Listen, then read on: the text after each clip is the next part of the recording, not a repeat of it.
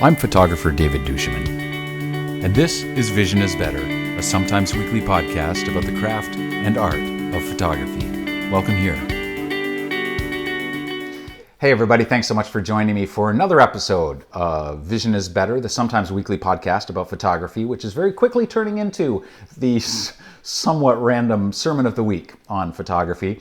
I'm your host, photographer David duChemin, and today I want to talk to you about two things that can dramatically improve your composition if you begin to become intentional about them. So after you've started to master your f-stops and your ISO and you're getting a little more comfortable with manual exposure and focus and some of the technical aspects, then you want to start becoming more intentional about your composition. And there's lots of things out there. There's lots of guides in terms of how you compose, and there's the rule of thirds and that sort of thing. But rather than introduce you to a principle or a rule, I would rather get you thinking about these things, because I think the best photographs are something that we come up with they're an act of creativity, not an act of adhesion to a set of principles or rules. So there are two things that I'd like you to think about and become more intentional about in terms of your composition. The first is timing, and the second is relationships within the frame. And the two can be connected. So first of all, timing. You'll read at some point in your photographic education about the decisive moment. It's an idea that was put forth by Henri Cartier-Bresson. It's a little misunderstood, but I've explained it enough times that that hopefully you've heard it at least once in terms of a different perspective on this. Not different from, I think, from what Henri Cartier initially meant, but different from what is usually put forth.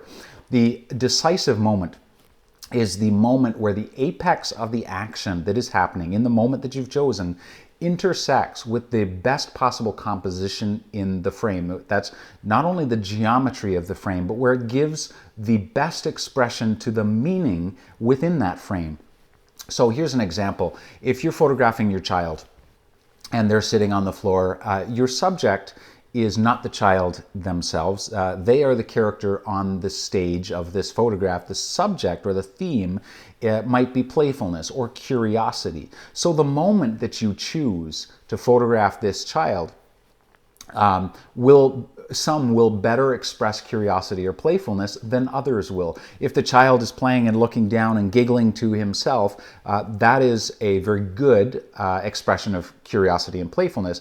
If suddenly someone walks into the room behind him and pops a paper bag and he reacts with fright, that is an interesting moment, probably a very poignant moment. But if you were trying to say something specific, like "this is my child at play," him reacting in abject terror and wetting his pants, probably not the moment you're looking for. So as long as you understand what the real theme of your photograph is, and playfully yourself explore the different moments that can better express that theme or subject, the greater the chance that you'll be able to pull it off. And it's sort of a front of mind thing. You got to think about it.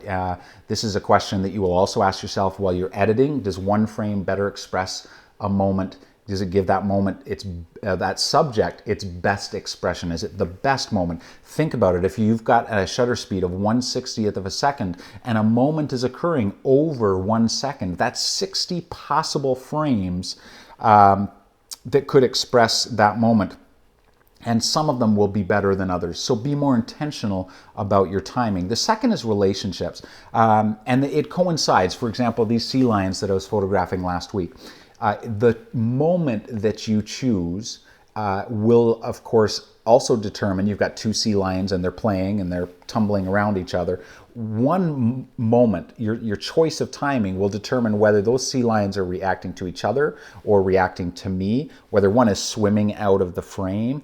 And the question is, do those relationships, do they affect the composition geometrically the way you want them to? Do they give the best expression to the subject that you were trying to communicate? For example, do you choose a moment where the sea lion comes right up to the camera and you've got that fisheye lens on, and so you get this really playful look in the sea lion's face? Or do you choose the moment where they're tumbling over each other and looking at each other? You might choose both, of course, but they will be very different moments and they will contribute very different geometry to your composition. So if you can think about those and hold above those two ideas, timing and relationships, if you can think about them in terms of what gives the best expression to this photograph. That doesn't mean you only make one frame and you say, I'm done.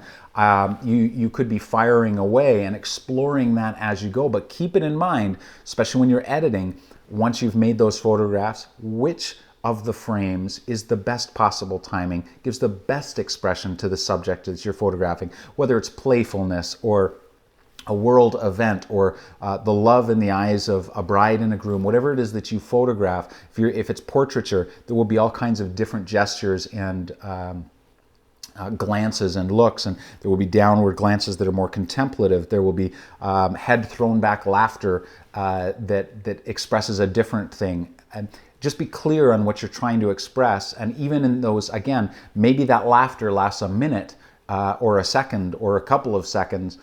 Which sort of sub-moment, which moment within that moment is the best expression of that laughter?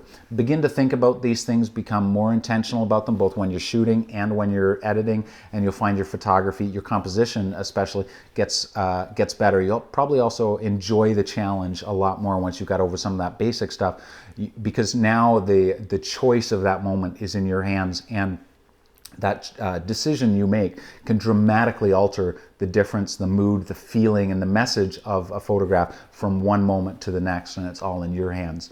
So thanks so much for joining me. Don't forget to subscribe, leave your comments in the comment section below, and I'll do my best to answer them, and maybe they'll give me fodder for an upcoming episode of Vision is Better. Remember, gear is good, but vision's better. Take care. We'll see you next time.